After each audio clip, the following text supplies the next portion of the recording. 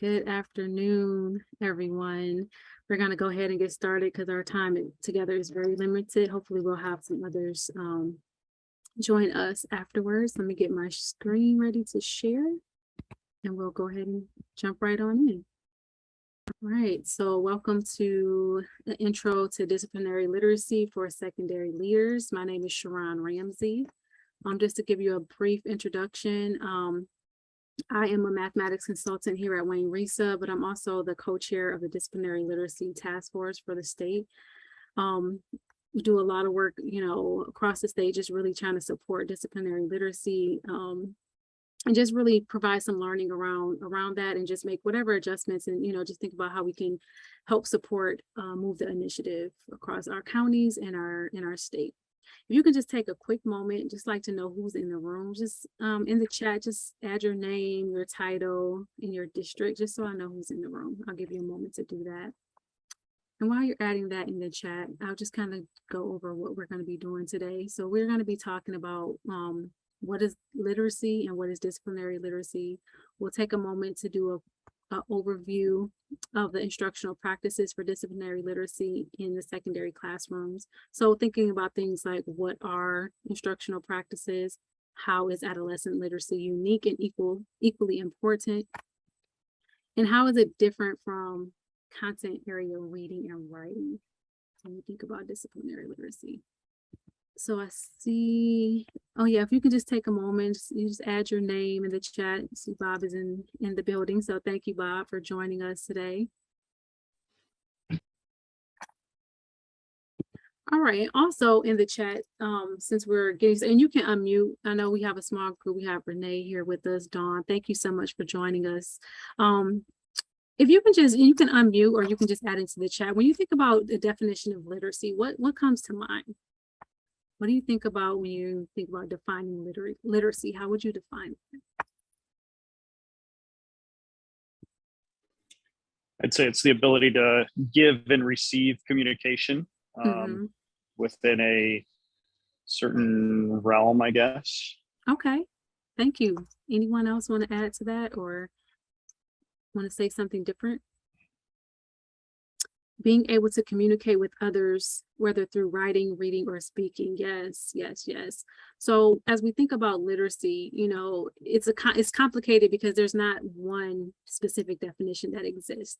And when we think about literacy and everything that it entails, we think about the notions of text and what is text. When we think about moving to disciplinary literacy, we have to broaden that definition of what text is. Like even in the mathematics, and if I am a mathematics consultant, so my lens is a little bit different than a literacy consultant or something like that. So when I think of text can be a video, text can be a graph, text can be an expression or algebraic equation or anything. Like text can be so many things, anything that can be decoded and analyzed for that purpose. Thinking about the types of literacy, functional literacy, critical literacy, new literacy, technology literacy, and thinking about what it means to be literate in context of consuming information, constructing meaning of that, and actually communicating, which are things that Bob actually mentioned. So I have this little word cloud here. If you kind of look at some of the words in there, is anything that maybe resonates with you or just surprises you that it's on there in a framework of literacy? Any particular words that kind of resonate with you? Again, feel free to just unmute or you can put it in the chat. Culture, yes. Help, yes. Yep. I see ability on here, access, all of these things, we take into consideration when we think about literacy. Who has access? Is culture included in the things that we offer to students? How are our students' cultures represented in the things that we offer them to read? So just really thinking about all of these different things, information, how we consume the information, what do we do with that information? How do we read that information? How do we decipher and analyze that information? So all of these things are definitely crucial when we think about literacy. So here's a definition that we use for disciplinary literacy. And I want you to take a moment to read that. And as you're kind of reading it silently, I'll just kind of read it out loud. and we'll have a little brief discussion about that. So disciplinary literacy refers to the specifics of reading, writing, and communicating in a discipline. It focuses on the ways of thinking, the skills, and the tools that are used by experts in the disciplines. Each discipline has a specialized vocabulary and components that are unique to that discipline. So when we're thinking about disciplinary literacy, we're thinking about things that are specific to a specific discipline that helps and promotes reading, writing, and communicating within that discipline. What are some things that we can use and think about that are authentic to this particular content area? And it's not necessarily focused on the skill of reading, the skill of writing, but it's really thinking about how do I read, write, communicate within the context of my discipline. So just want to make sure we're clear, when we talk about disciplinary literacy, it's not a new name for content area literacy. And I can, speak candidly, being a math teacher, when you hear, oh, we want you to focus on literacy or do literacy. So especially in secondary spaces, there's a little like, wait a minute, I'm a math teacher. I don't teach literacy, but we're really thinking about, even from a mathematics perspective, I still have to teach my students how to read in mathematics, how to understand that information, how to decipher that information. So we think about the idea of content plus the process. So content, thinking about those discrete topics of the discipline and that what the students are thinking about, plus the process is that how students think about the content. So when you think about content area literacy, you're really focusing on those general reading skills and content that are content agnostic. Making inferences, asking questions, summarizing, those types of skills. But when you get to that mode of disciplinary literacy, it really gets to acknowledging how one thinks about the content in the various disciplines. This is in addition to the area of instruction. Are there any questions or any noticings about content area literacy versus disciplinary literacy? I think that's I'm glad you're making that distinction, because I've felt for a long time, I've been a teacher for 22, 23 years now, that there's been this focus on content area literacy. And I, as a science teacher, felt that a lot of that was missing some of the the ways of thinking and ways of talking about science. And there was such an emphasis on all those kind of cross-curricular strategies and ways of talking about literacy, and it failed to acknowledge a lot of the norms and things like that come out of science and Yes. scientific thinking. So I'm glad to see that we're finally making a distinction there. I couldn't put my finger on it before and didn't know what the words were for it, but I think that's important. So thank you. Yeah, no problem. I think, it's important that we lift that, because I feel I have the same sentiment. It's like, okay, I taught middle school mathematics. So just, to drop everything and read in mathematics, I felt like there was a disconnect there when we had that stint where we had to do that. It's like, wait a minute, this is taken away from my instructional time where I really need to focus on my standards and my things like that. But now thinking about how to really focus on literacy from a disciplinary literacy standpoint, now I can really connect to how I can really focus on the reading and writing within the context of my content. So thank you for lifting that. Anyone else want to add on or have an additional comment in regards to the difference between content area literacy and disciplinary literacy? All right. So this is an image that was created from Dr. Elizabeth Moji from the University of Michigan. She is one of our lead researchers for disciplinary literacy here in Michigan. And thinking about this, we're really focusing on adolescent literacy. So in those early years, of course, students and children are very excited about reading. They want to read books. You're teaching them the skills of how to read, how to decode information. But once they get to those middle school and high school areas, that starts to plateau. And we think about the subject matter, those subject matters demands start to increase. The text gets more difficult, and the interest that our youth have starts to decline. as they get into those earlier years. So what are those things that we can do to kind of bring it back to a level playing field where, you know, we understand that, you know, even though that language and literacy skill might be at a plateau, and we know that in those secondary years, the text demands are increasing, but can we increase the interest or offer more interesting topics or find ways to interest our students so that we can kind of still support those things that they still need? And disciplinary literacy is an avenue to do that. So just to kind of give a little bit of history of the disciplinary literacy practices, as well as there's a whole suite of literacy practices that have come about, and they range for all the way from pre-K all the way to 6-12. They have the literacy leadership practices and coaching practices. So this has just been a statewide initiative that has ranged, like I said, from pre-K all the way to 12th grade at this point. So we have our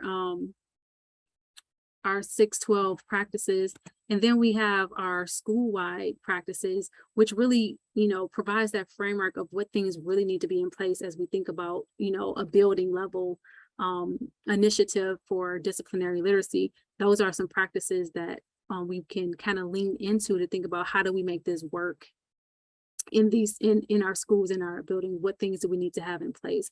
Now, of course, we won't have time to really dig into both the school-wide as well as the practices, but today is kind of like a little introduction into those things. Any questions before we go move forward? Let me just check the chat.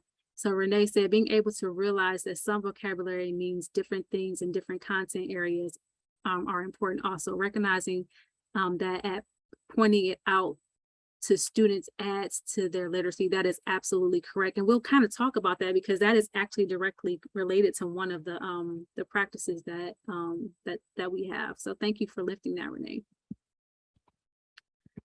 All right, so before we get into looking at the actual practices, I want to just kind of briefly go over what they are and what they are not. So we have these 10 research-based practices that we really focus on that really support disciplinary literacy. We don't want this to be a checklist. We understand that this is not something that is going to be looked for every child to be doing every single day. It is not an evaluation tool, and it's not in competition with learning the content because it really is content agnostic. It's connected to, it's not connected to any type of curriculum or any particular curriculum or content area literacy practices. So what it is and what they do is they focus on every child, every unit of instruction. And what that means is we're not saying that all 10 of these practices need to happen every day. But when you think about a unit of instruction, are we providing opportunities for students to engage in all of these practices during a unit of instruction? And that will be something that really focuses on that disciplinary literacy aspect into your instruction. It's a resource guide for professional learning. And we'll talk a little bit more briefly about some of the things that are going on that we're working on from a statewide perspective that really will support some professional learning if that's something that you might be interested in doing. Just clarifying instructional practices to be grown and supported. This isn't something we're just jumping into and looking at, okay, we got to do all of these things, but how do we grow into this? How do we support our teachers? How do we support our staff? And really thinking about and being more intentional about disciplinary literacy. It should be flexible. That authentic piece is so important. We don't want to feel like we're forcing a reading strategy or a writing strategy, but it's something that's really authentic to what we're actually doing in the content, in our content areas. It's discipline specific practices that help students to read, write, and think in expert ways. Yeah, and I'll kind of stop there before we kind of look at the practices. So I'm gonna ask Jason to drop the link in the chat for the disciplinary literacy practices. I wanted you to take a moment to kind of look at those. But before we do that, I kind of wanted to kind of walk you through the structure of the document. So Jason put the link in the chat for the for both. So we're gonna look at just the first one. And that's this. Is this the school right? I'm sorry. Okay, so that will be this document that you see on your screen. Do you see the, I know sometimes my screen doesn't move. Do you see the essential instructional practice for disciplinary literacy? Is that what you see on your screen? Okay, perfect. All right, so the way that it's set up, if you look at these tabs, there's an introduction. And within the introduction, it has the 10 practices stated like in a generic way. There is not directly related to a content area. It just really talks about what that particular practice is. And then if you go down to a different tab, these 10 practices is the same for all content areas, but within the tabs, it is written in a way that's specific to that content area. So I want to give you about 5 minutes, and you could pick whatever kind. If you want to stick to the general practices, that's fine. If you want to look at science, look at mathematics, I'm going to give you about 5 minutes to kind of just scroll through those practices, and we'll kind of come back and then have a little conversation about what you might have noticed as you kind of look through those practices. Are there any questions about what I'm asking you to do? All right, and I know that wasn't enough time to go through the whole document, but just, you know, as a sneak preview, what were some things that maybe you noticed or maybe wonder about, or how do you think this might support disciplinary literacy within your buildings, your schools, and your classrooms? Well, one thing that I noticed was that it really kind of starts to define the role of the teacher in all of this. You know, one of the things I noticed the most about in science, and I actually went back and looked in math and was starting to look at social studies too, but part of it is establishing compelling reasons. You know, I saw that language in a lot of those sections, and that's really, you know, that speaks to the role of the teacher as, you know, almost like a salesman that's trying to help students understand the importance of being able to be literate in science and to be able to solve problems and things like that, and to actually get them to want to read things that they're going to get information from. Absolutely, absolutely. Thank you for mentioning that, Bob. So Renee put in the chat, I like that being able to create and read data tables and graphs in science was included. You have to be literate in that in order to share information in the discipline. Yes, absolutely. Any other things that kind of stood out or kind of resonated with you? I know, Bob, you mentioned like, you know, this is written in like from a teacher, like as teacher practices. So it's like the teacher will do this, the teacher, you know, can do these particular things, but it really gives some ideas of what we can really do to help support students as we're trying to help develop their literacy skills within that discipline. Absolutely. And the other thing I noticed too is that when it talks about assessment, the assessment is really geared toward like helping to meet the needs of the students. In other words, you know, really kind of catering to their like who they are and where they come from, as opposed to a punitive effort to, you know, try and gauge how far along they are and, you know, in learning the curriculum. It's really more about, you know, establishing who they are and trying to meet their needs and meet them where they're at. So that just kind of struck me as well. And, you know, we were very intentional about, and of course, the document isn't perfect. There are things that, you know, there have been a number of edits that we've done to the document up until this point, and I'm sure there'll be other things that we do in the future. But, you know, one of the things we really tried to be intentional about is, you know, culturally sustaining language. It's important for students to see themselves in what they're doing and make, you know, relations or be able to connect to how they're learning whatever it is that they're learning. Right now we have so many students that check out of whatever math or science or whatever it is in 4th and 5th grade because they don't feel connected to the material. So how can we think about being more intentional about providing opportunities to read things that matter to them or engage in things that make sense to them, you know, especially in secondary spaces. How often do we hear, oh, when am I ever going to use this? Why do I need to know this? But if it's connected to the students, if it makes sense to them, if it's meaningful for them, then you won't hear those things anymore, right? And then even from a teacher's perspective, you know, we don't want this to be like, oh, this is just another thing to do. As we kind of go through these practices, how is this connected to the practices and the things that you're already doing? How can you use this to elevate the things that you're already doing? How can we use this to be more intentional about those things that we're already doing? It's not meant to be a burden or not meant to be another thing to add onto our plates, but really, how do we improve our instruction in intentional ways that's really going to support our students in their learning and helping them have a sense of belonging, have them have a voice in the classroom. Any other thoughts or comments in regards to just something that you might have read or something you might have noticed in the document? One of the things that I wanted to lift, and the beauty of this, I just saw another chat come up. Let me see.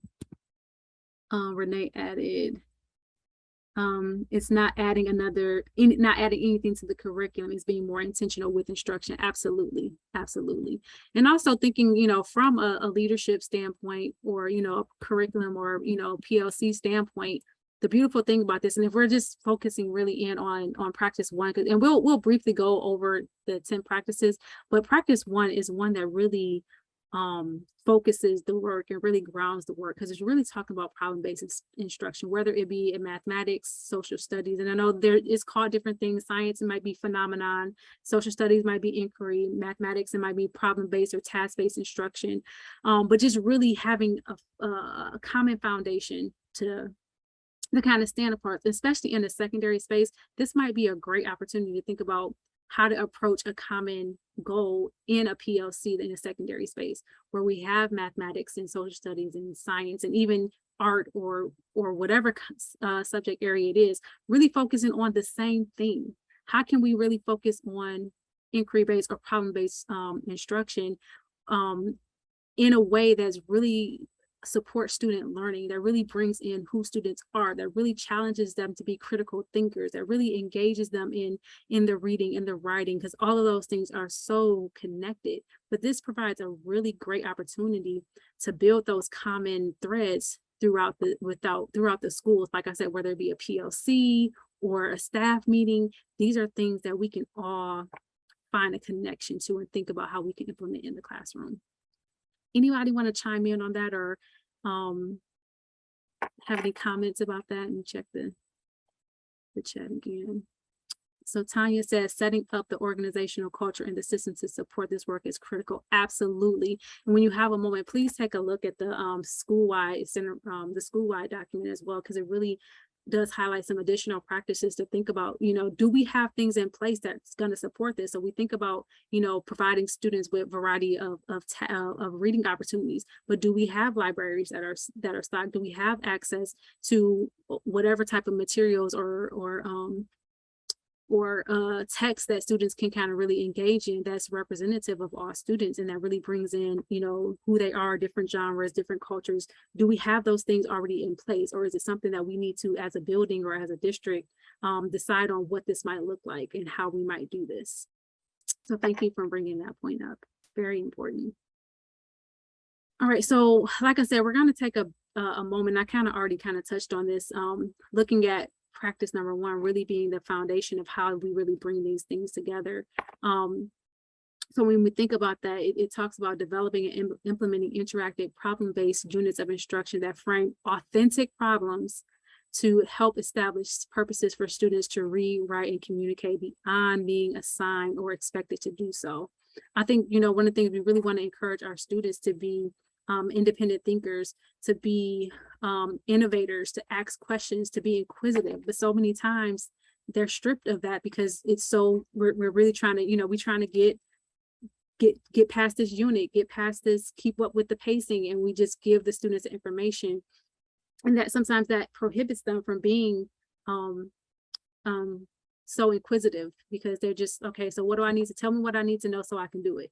Right. So how do we get back to that space where they're problem solving, they're asking questions, they're excited about what they're doing, they want to know more, and thinking about how we can use problem solving in that way. So just to kind of briefly touch on the 10 practices, we kind of already talked about one, but two really gets into that wide range of text. And I already kind of would explain that, expanding our definition of text and what that really means, what that looks like. What are we talking about when we say text? And making sure that, we're offering a variety of text for students. to engage in. And of course, that lends itself into practice 3, because what are they're going to be reading something, they're going to be reading those texts, they have to analyze those texts. So how are we teaching students to really read whatever the text may be within that discipline? And again, this is all connected to that inquiry-based or that problem-based instruction. So those are the first 3. 4, 5, and 6, again, are interconnected. 4 really focuses on that writing in the discipline. How are we providing opportunities for students to write within the discipline? In 5, how are we providing opportunities for them to discuss and ask questions for these complex tests? And there's so complex texts. There's so many different ways that we can do that, whether students are, working individually, working with partners, whole group discussion, and just, providing different spaces, whether you're giving them sentence or prompts to answer or whatever it may be, just really being more intentional about providing these opportunities more frequently. And how is that going to impact the students? How is that going to create opportunities for them to grow and be more inquisitive and, be ready to engage in conversations and be critical thinkers? And designing opportunities for speaking and listening. Of course, we want our students to be able to talk, but also can they explain their thinking, but also can they listen?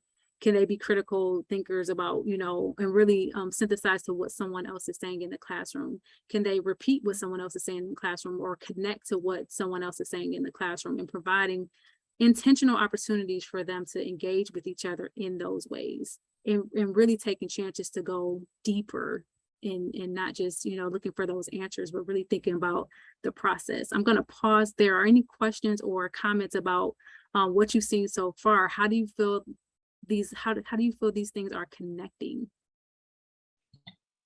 Again, I think, our role as teachers is to create the conditions in which these things can all happen. So, and again, this is unfortunately not what a lot of us who were trained around when I was trained were trained to do, which is designing opportunities for things like this. So, I think we need support, and, we do need access to those texts that, a wide range of quality texts. There's a lot of stuff that's available, that is open educational resources and things like that. But a lot of that tends to be geared toward specific demographics. And we don't really have the diversity of texts available to us, and nor do we know how to find them. So I think that's going to be another important step in this.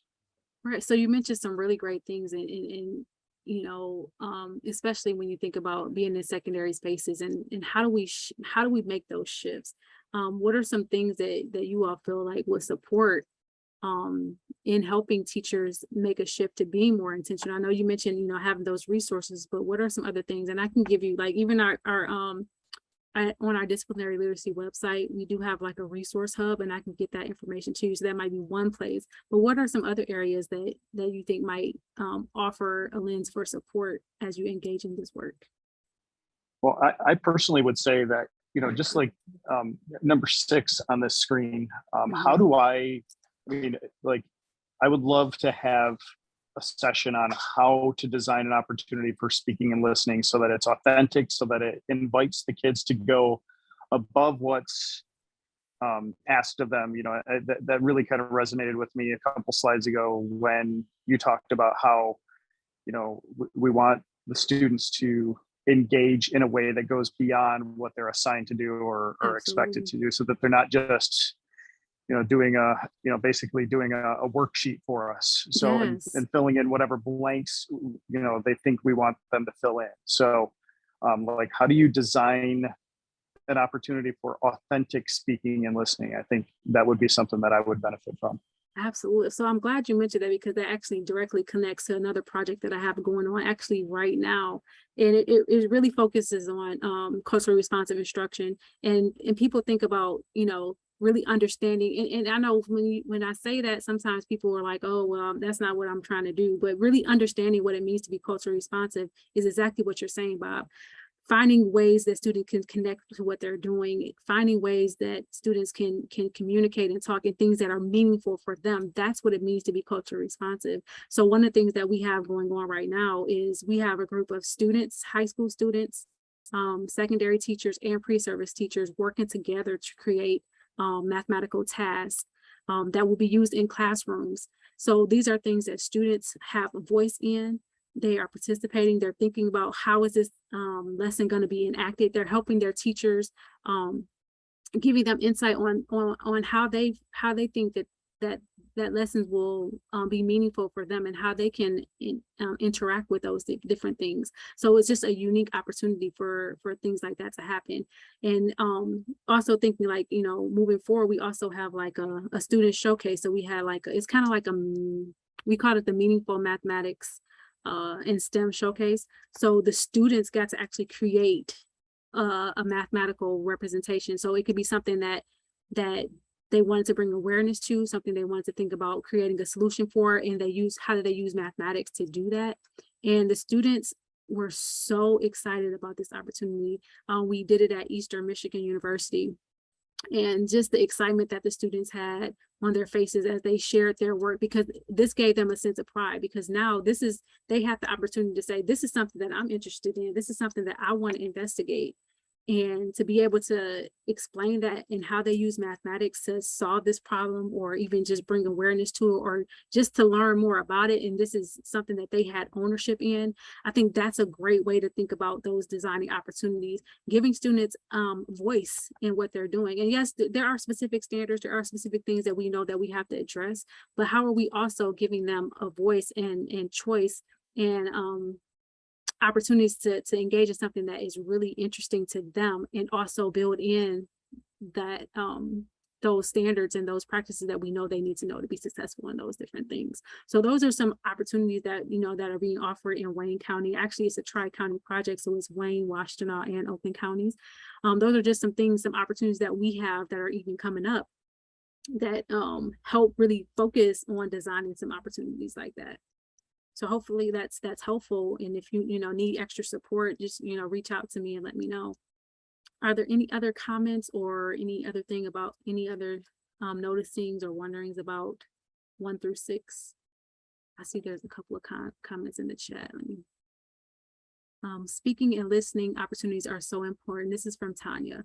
Our students need the skills to articulate their learning and others, as well as listening and synthesizing what they are hearing. Absolutely. That is so important. And if we're really thinking about, creating experts in their fields, right? They have to be able to understand the language and be able to talk the language and be able to communicate in ways that that mathematicians communicate in, right? So providing those opportunities to do that increases their chances of engaging in that way.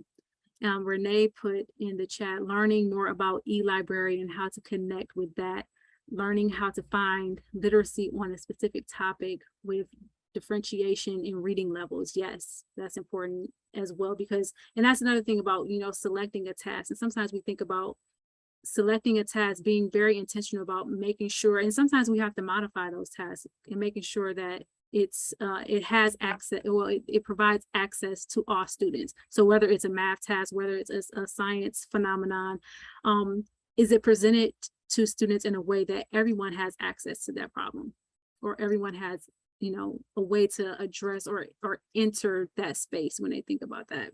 So these are all great points. Thank you so much for contributing that to the chat.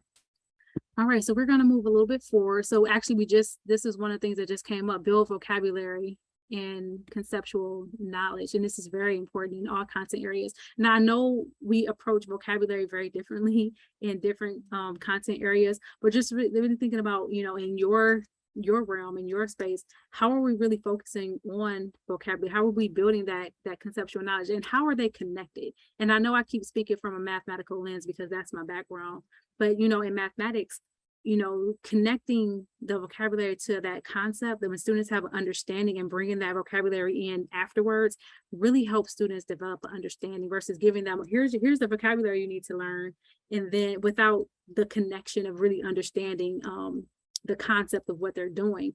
By doing it the other way, letting them experience and explore with the math, and then say, oh, by the way, that's called this, and helping, to develop that, and you taking that informal language and turning it into formal language for students, I think really supports them as they kind of grow in that space. And Bob, you mentioned specifically the assessment and thinking about ongoing assessment for students in their language and literacy development. How are we really thinking about how we're supporting students in that language and literacy development through whatever type, whether it's formal assessment or summative assessment? How are we being intentional about those things? And facilitating community networking to support developing student identities and education. Again, that really leans into how are we bringing who the students are into their classrooms? How are we connecting it to the communities, which will build interest? Because now, again, I'm seeing how this connects to me. I'm seeing how, I belong. I feel more of a sense of belonging because I know what you're talking about when you talk about the corner store that's around, or the grocery store that's around the corner, or something that's in my neighborhood, or something that I connect with, or experience that I share, or, a experience that one of my peers share, but I'm learning about how they experience certain things. So really thinking about all those different components that really help students feel a part of what they're doing and feel connected. Right. And then the last one is also connected to that language, that meta-discursive awareness. How do we talk about the talk? How are things that are specific language that we may use in mathematics? How is it connected to something that I might say in science? How is it different? How is it similar? Really thinking about, and even having those discussions, like about how vocabulary and how we speak and how those things of how we analyze language is used different in different contexts. All right, so those are the 10 practices in a nutshell. What I'm going to do, I'm just going to give you a moment, and I can just give you off, put you all for you in one breakout room together just for a few moments to kind of really think about these questions, and we'll put these in the chat as well. So when you go into a classroom, what are some things that you've noticed? Who's speaking? What are teachers doing? What are students doing? What evidence do you see of student engagement and ownership in their learning? And then also thinking about, how can these disciplinary literacy practices really support instruction and really support shifting sometimes that rote instruction, or that lecture style instruction? How can we use these practices to really support a shift in increasing disciplinary literacy? So again, we're going to put those questions in the chat, and I'll just give you a few moments to kind of talk together about those different those two questions. Just give me a moment. All right, welcome back. I know it's never enough time. Can you just share with me a couple of things that might have come up as you were kind of just discussing those questions? What were some things that came up for you? Well, I was sharing that from a district perspective, because that's my current role as a district leader, is from a K-12 perspective, trying to determine how to build that culture K-12, right? Because as you get to a secondary level, and that's where I'm at now in an alternative high school district, you get a lot of pushback from some of these instructional practices. The students that just want you to tell them what you want them to do and what questions you want them to answer, and they don't want to talk about it. So building that, building the capacity for these instructional practices to happen even earlier in the grades. Thinking, because I'm not in a K-12 district right now, but I'm thinking of a district like I was in prior to where I am. That would be really important from a district level perspective. Absolutely. To build that culture, because I think you could set teachers up, say at the secondary level, say do this, with your kids, and then the kids are just pushing back on some of that. Yeah, and honestly, a lot of it is because they haven't been taught that way before, so it's even a shift for them. But honestly, once they engage in it, they get excited about it. They're happy about it. They want to do more. But if we don't present them with those opportunities, then those shifts don't happen. Right. So thank you for lifting that. It's very important. And even thinking about, sometimes, our teachers need to have a shift, right? And thinking about, their beliefs, right? What do they believe their students can do? Because honestly, when we put restrictions on our students, then that's what we're going to get. when we put restrictions on them, we don't give the opportunities for them to do things that will surprise us, that will shock us, right? That's right. Thank you. Thank you. Anything else you want to lift from your conversation? All right. So as we wrap up, let me just put this in the chat. This is the link to the disciplinary literacy website. So it has the links to the essential practices, the school-wide practices, as well as the resource hubs for each content area and professional learning resource hubs. So it's just a great place to go to really think about, you know, some things that might be coming up. There's some professional learning opportunities on there, but just a quick resource to kind of at your fingertips to kind of give you a little bit more information about the disciplinary literacy practices. And as I close, just kind of really thinking about, I just wanted to reiterate, you know, this as not being an additional thing and how this is really directly connected to what we do with MyKIP and really centering students and thinking about the whole child. Let me, if I can get to my screen again, here we go. Really thinking about centering students, right? That's what the whole MyKIP model really focuses on. Again, these are words that came up: having access, right? That implementation, that monitoring, really being intentional about these things. I mean, it's not something extra. It's really included in the work that we're doing. We just have to be really intentional about naming what those things are that we're doing. How can I do this even more? How can I go a little step further if I'm thinking about going into problem-based instruction, or if I'm thinking about providing opportunities for students to collaborate or talk more, or come up with ideas, or how am I being more intentional? What are some strategies that I have to really focus the students in those spaces? Again, the whole child, that, you know, when we do these things, our students feel engaged, they feel supported, and they also feel challenged. So thinking about how do we continue to provide these opportunities and again, continue to be intentional. I keep mentioning intentional because that's so important. That's where we move the needle when we're being really intentional. Yes, we have really great practices and really great things that we're doing in our classroom, but what's the impact on the kids? Can the impact be greater? What can we do to push it a little bit further? So I know we don't really have time to go. These are just some really other examples of how things that we can do that engage students and that have a direct connection with disciplinary literacy. And I know we don't have time to really touch on these things right now. These are just, I mentioned the, and I tell you, I am from a math perspective, so I keep lifting that. This is the some poster boards from the Meaningful Mathematics Showcase that I mentioned before. Again, students came up with these topics, and I know it's kind of hard to read. So one student came up with the effects of standardized testing on students and teachers, and really thought about how the mathematics is built into, like, what mathematics that they use to really bring awareness to this particular issue. One student talked about sports analytics. Another student talked about police brutality. Another one talked about EMS response times in certain communities. So these are things that students came up with, ideas and things that's interesting to them. And I mean, I could tell you, and I can only speak because I was there and I saw the students' faces. They were so excited to talk and share their work that it's just undeniable. It makes it worth it when you see the students and the engagement that they have. And now we know that everything can't be a project, but also thinking about what we put in front of our students and what we're requiring them to do. How are we thinking about how they're writing in mathematics or science or whatever? Is there maybe a little tweak that I need to make to that's going to encourage them to have more conversation or encourage them to ask more questions? What are those little things that I can do that's going to encourage those different things? So, and all of this really ties really well into just doing equity work, doing what's right for the students that are in your classroom, that are in front of you. How are we providing access and opportunities for all students that are in our classroom and all students that we serve? Very important piece. And even just thinking about, how these disciplinary literacy came about, these practices came about, is really focused on the right to read lawsuit from Highland Park. That's where some of this work stems from. So we really want to, also think about, keeping equity at the focus of this as well. So again, I know this is a lot of information in a short period of time, and we just kind of scratched the surface about disciplinary literacy. So if you have any questions, my contact information is on the screen.